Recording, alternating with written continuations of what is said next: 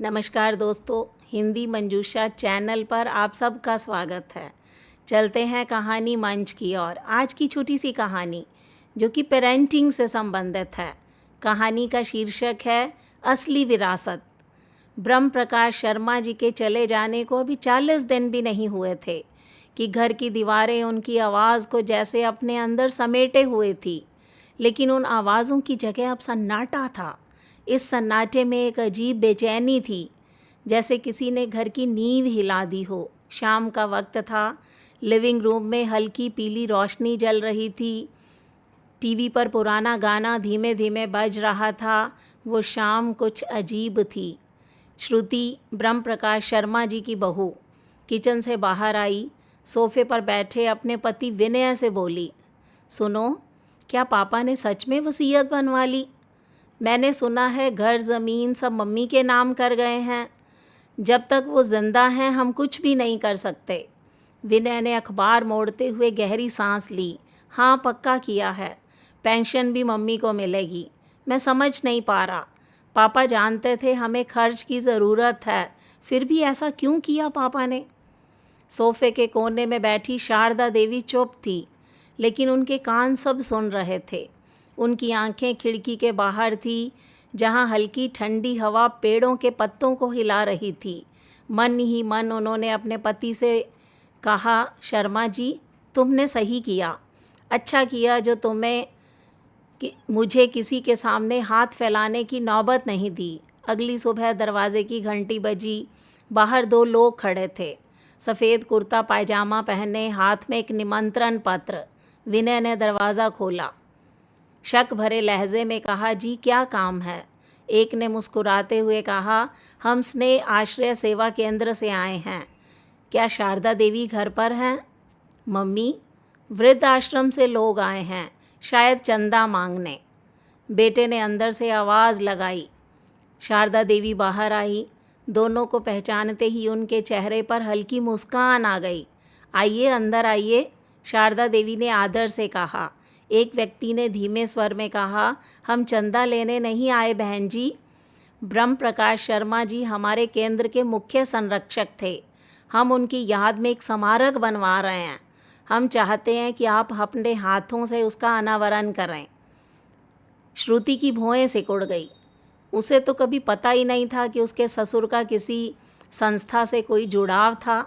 शारदा देवी ने प्यार से कहा, ब्रह्म प्रकाश शर्मा जी हर महीने अपनी पेंशन का कुछ हिस्सा यहाँ के बुज़ुर्गों के लिए देते थे। वो कहते थे जिस हाथ से देना बंद हो जाए वो हाथ जीना भूल जाता है। कार्यक्रम का दिन आया। शारदा देवी, विनय, श्रुति सब मिलकर आश्रम पहुँचे। हॉल में बुज़ुर्गों के चेहरे ऐसे चमक रहे थे जैसे कोई अपना उनके बीच आ गया हो। मंच पर ब्रह्म प्रकाश शर्मा जी की कांस्य प्रतिमा सफ़ेद कपड़े से ढकी हुई थी। जैसे ही शारदा देवी ने कपड़ा हटाया, पूरा हॉल तालियों की गड़गड़ाहट से गूंज उठा। प्रतिमा के नीचे सुनहरे अक्षरों में लिखा था, ब्रह्म प्रकाश शर्मा, सेवा ही सम्मान, और उसके नीचे परिवार के सभी सदस्यों के नाम अंकित थे। संस्था के अध्यक्ष ने माइक पर बोलना शुरू किया। ब्रह्म प्रकाश शर्मा सिर्फ नाम के हमारे संरक्षक नहीं थे, बल्कि हर ज़रूरत में हमारे साथ खड़े रहे। उन्होंने गरीब बेटियों की शादियां कराई, विधवाओं को रोज़गार दिलाया, अकेले बुज़ुर्गों को घर का एहसास दिया। ऐसे लोग भले शरीर छोड़ जाएं, लेकिन उनके काम उन्हें अमर बना देते हैं। इन शब्दों के साथ विनय और श्रुति की आंखें नीचे झुक गई। उनके दिमाग में वो बातें गूंज रही थी जो उन्होंने घर में वसीयत को लेकर कही थी। घर लौटते समय कार में लंबी खामोशी थी। विनय ने धीरे से कहा, माँ, हमें सच में नहीं पता था कि पापा इतना बड़ा काम कर रहे थे। हम तो बस सोचते थे वे एक सरकारी अफसर थे। वो ज़्यादा वक्त घर पर नहीं रहते थे। शारदा देवी ने खिड़की से बाहर देखते हुए कहा, बेटा, मतभेद होना गलत नहीं है, लेकिन मन भेद होना सबसे बड़ा जहर है।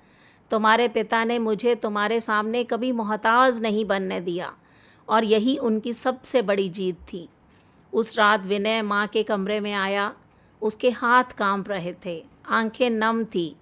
माँ, अब समझ आ गया, असली विरासत पैसे या ज़मीन नहीं होती, बल्कि वो नाम होता है जो इंसान अपने काम से कमाता है। मैं वादा करता हूँ मैं पापा की राह पर चलूँगा। शारदा देवी ने बेटे के सिर पर हाथ रखा और कहा, याद रखो बेटा, घर की दीवारें वक्त के साथ गिर सकती हैं, लेकिन अच्छे कर्मों की नींव कोई नहीं तोड़ सकता। तुम्हारे पापा ये नींव छोड़ गए हैं। माँ बेटे की आंखों से आंसू बह रहे थे। कमरे में जैसे ब्रह्म प्रकाश शर्मा जी की मुस्कान फिर से लौट आई थी। ये थी दोस्तों असली विरासत। ये कहानी आपको कैसी लगी? इस पर अपनी प्रतिक्रिया दीजिए। हिंदी मंजूषा चैनल को सब्सक्राइब कीजिए। मिलते हैं अगली वीडियो में, तब तक के लिए बाय बाय।